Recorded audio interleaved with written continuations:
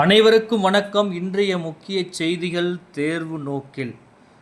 தமிழ்நாட்டில் நடைபெற்ற 17வது சட்டப்பேரவை தேர்தலில் தமிழகத்தின் 14வது முதல்வராக திரு சி. ஜோசப் விஜய் அவர்கள் மே 10, 2026 அன்று பதவியேற்றார். அவருக்கு தமிழகத்தினுடைய பொறுப்பு ஆளுநர் R.V. ஆர்லேக்கர் பதவி பிரமாணம் செய்து வைத்தார். 17வது சட்டப்பேரவையின் இடைக்கால பேரவைத் தலைவராக மு.வி. கருப்பையா பதவியேற்பு.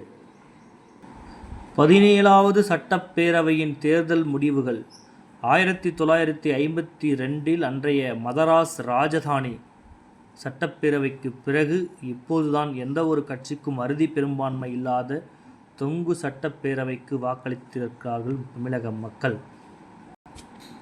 பிரிட்டிஷ் காலனிய ஆட்சியில் இருந்து இந்தியா விடுபட்ட ஆகஸ்ட் 15, 1947 புனித செயின்ட் ஜார்ஜ் கோட்டையில் மூவர்ண கொடியை ஏற்றிய அன்றைய மதராஸ் ராஜதானியின் முதல்வராக இருந்த ஓமந்தூர் ராமசாமி ரெட்டியாரால் தொடங்கி நேற்று முதல்வராக ஜார்ஜ் கோட்டை அலுவலகத்தில் அமர்ந்து 15வது முதல்வராக ஜோசப் விஜய், அதாவது 14 முதல்வர், 5 ஆண்டுகளை பூர்த்தி செய்த முதல்வர்கள். இடைக்கால முதல்வர் என்று பார்த்தீங்கன்னா நாவலர் நெடுஞ்செழியன், அவர் ஒரு சில நாள்களே பதவி வகித்திருந்தாலும் இடைக்கால முதல்வர் என்ற ஒன்று இல்லை என்பதால் அவரையும் சேர்த்து தற்போது வரை 15 முதல்வர்கள் தமிழகத்தை ஆட்சி செய்திருக்கிறார்கள்.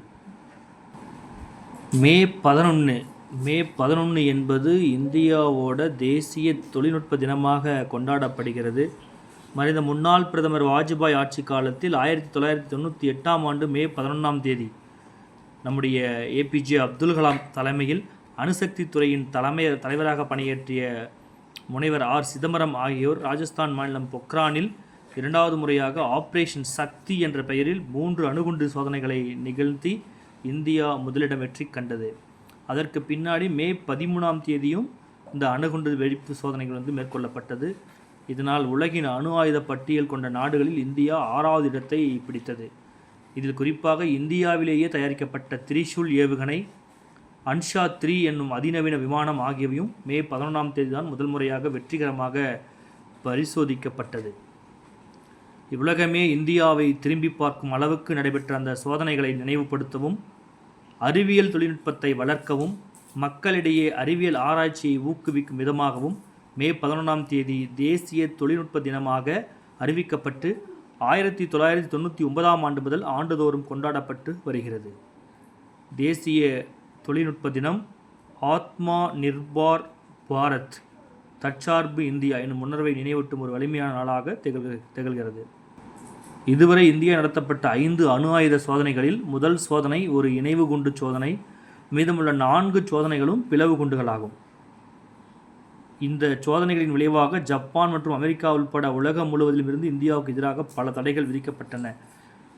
மேலும் அதே ஆண்டு பாகிஸ்தான் மே 28, 30 அணுகுண்டு சோதனை நடத்தும் தூண்டுதலாக அமைந்தது. ஆசியாவிலேயே அணுசக்தி திட்டத்தை உருவாக்கும் பணியை தொடங்கிய முதல் நாடு இந்தியா. இத்திட்டம் 1944 ஆண்டு தொடங்கப்பட்டது. இது தார்பாலைவனத்தில் அமைந்துள்ள பொக்ரான் சோதனை தளம் தான் இந்த சோதனைக்காக பயன்படுத்தப்பட்டது. இந்தியாவில் முதல் அணு ஆயுத சோதனை வெடிப்பு மே 18, 1974 ஆண்டு சிரிக்கும் புத்தர் என்று குறிப்பிடப்பட்ட அணுகுண்டு சோதனை நடத்தியது. மே 11 அன்று 1998 அன்று புத்த பூர்ணிமா நாளன்று 2வது சோதனை ஆபரேஷன் சக்தி என்ற பெயரில் நடத்தியது. சக்தி என்ற சமஸ்கிருதம் பெயர் ஆற்றல் என பொருள் தருவதுடன் இந்து சமய பெண் கடவுளையும் குறிக்கும் சொல். பொக்ரான் 2 அணு சோதனைகள் 1998 இந்தியாவின் நிலவு ஆய்வு திட்டம். இதில் சந்திராயன் 3 2023 நிலவில் தென் துருவத்தில் தரையிறங்கி உலகின் 4வது நாடாக சாதனை புரிந்தது. செவ்வாய் சுற்றுப்பாதை திட்டம் மங்கள்யான் 2014 குறைந்த செலவில் தனது முதல் முயற்சியிலேயே செவ்வாயின் சுற்றுப்பாதை அடைந்த முதல் நாடாக இந்தியா ஆனது. இந்தியாவின் 13வது பிரதமராக வாஜ்பாய் பதவியேற்ற பின்னர் அடுத்த நாளே இந்த பொக்ரான் அணுவெடிப்பு சோதனை நடத்தப்பட்டது. ஆனால் ஏப்ரல் மாதம் 27 தான் பரிசோதனை செய்வதாக திட்டம் தீட்டப்பட்டது. சில அமெரிக்கா, ஜப்பான் போன்ற நாடுகளின் அழுத்தத்தால் இந்த அணு ஆயுதம் தடை செய்யப்பட நேரிடும் என்ற காரணத்தால் மே 11ஆம் தேதிக்கு மாற்றப்பட்டது. இஸ்ரோ ஒரே திட்டத்தில் 2017ஆம் ஆண்டு 104 செயற்கைக்கோள்களை விண்ணில் செலுத்தி சாதனை புரிந்தது. அது மட்டுமில்லாமல் மனித விண்வெளி பயண திட்டம் ககன்யான் திட்டம் 2026இல் திட்டமிடப்பட்டுள்ளது. அது மட்டுமில்லாமல் நம்முடைய விண்கலம் வானில் அமைக்கப்பட்டுள்ள விண்வெளி நிலையத்தின் பேர் பாரதிய விண்வெளி நிலையம். 2025 நவம்பர் மாதத்தில் இலங்கையை புரட்டி போட்டது டித்வா புயல். இந்தியாவின் முதல் ஜவுளி பூங்கா தமிழகம், தெலுங்கானா, கர்நாடகா உள்பட 7 மாநிலங்களில் ஜவுளி பூங்கா திட்டங்களுக்கு ஒப்புதல் வழங்கப்பட்ட நிலையில் தெலுங்கானாவில் வாராங்கல்லில் 1327 ஏக்கரில் கட்டமைக்கப்பட்ட ஜவுளி பூங்கா இன்று மே 11, 2026 அன்று திறக்கப்பட்டது. நாட்டின் முதல் ஜவுளி பூங்கா தெலுங்கானாவில் வாரணாசியில் திறக்கப்பட்டது.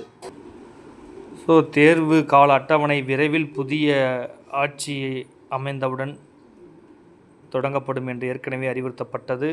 கட்டாயமாக கால்ஃபர் வரும். தொடர்ந்து படிச்சுட்டே இருங்க. சரிங்களா? All the very best.